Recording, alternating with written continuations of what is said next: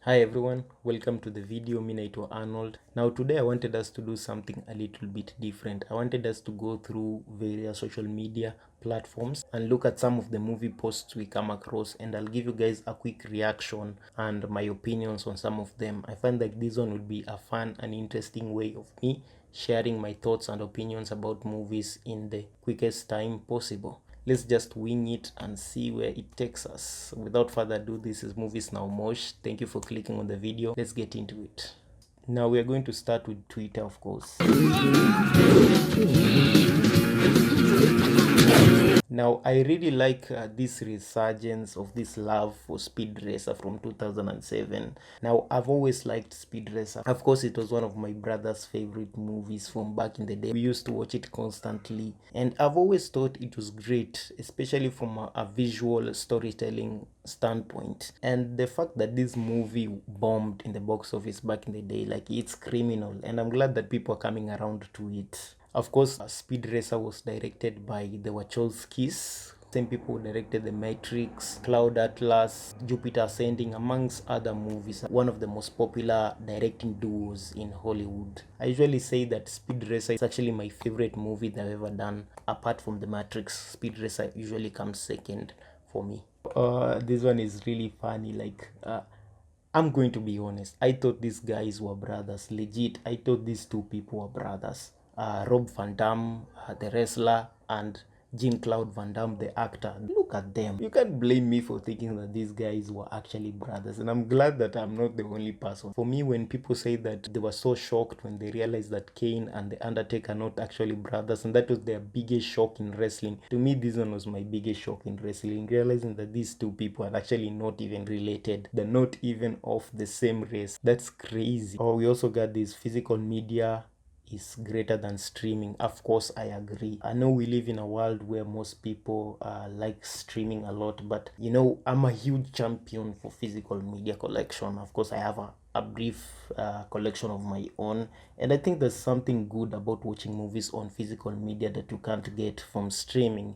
You're talking about the special features, the video, you see it at its absolute best quality. There's no compression at all. Most people usually shy away from collecting physical media because they think that, oh, I don't have space to store the movies, they're too bulky.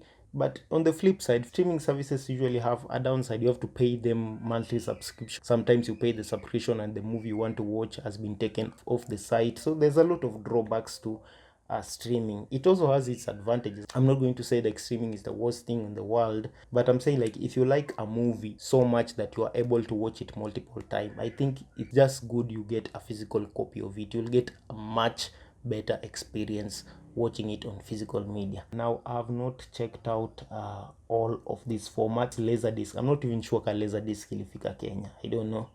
It was such a huge format in the 80s. Of course, DVDs, I have a lot of them. HD DVDs, I've never come across any HD DVD in Kenya. Now, Ultra HD Blu-ray, 4Ks, I don't have any 4K.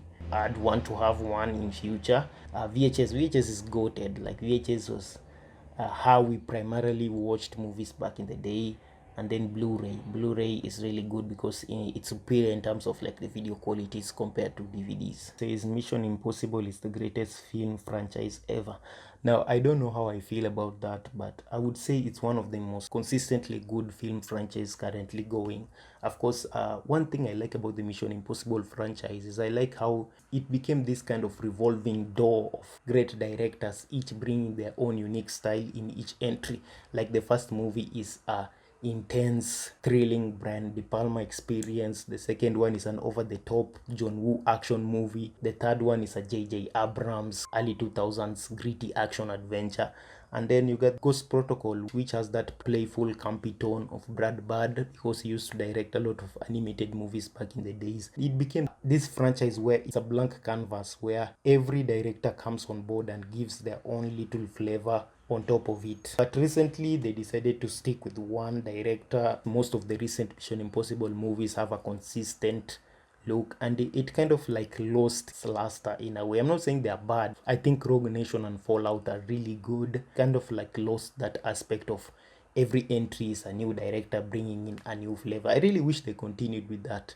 Imagine one that was directed by Christopher Nolan, maybe another director comes in with another one. It would have been really great if they continued that trend. That's what I'm saying. But in terms of it being the greatest film franchise ever, I don't think it's the greatest film franchise ever, but it's definitely up there, especially when we're talking about modern day action film franchises.